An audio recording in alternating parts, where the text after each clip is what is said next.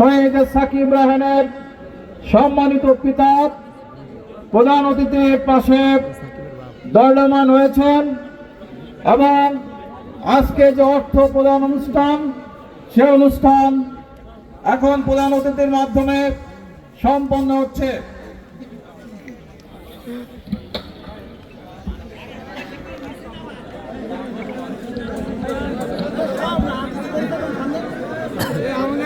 সম্মানিত উপস্থিতি, প্রধান অতিথির মাধ্যমে শহীদ সাকিব রায়হানের গর্বিত পিতার হাতে নগদ 2 লক্ষ টাকা প্রদান করছেন, তুলে দিচ্ছেন।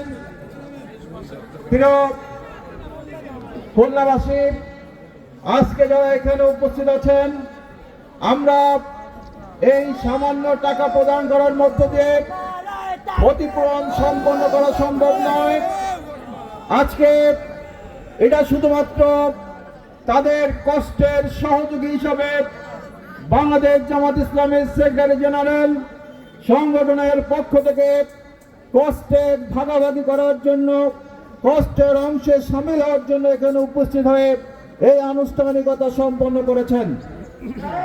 প্রিয় ভাইরা আমার,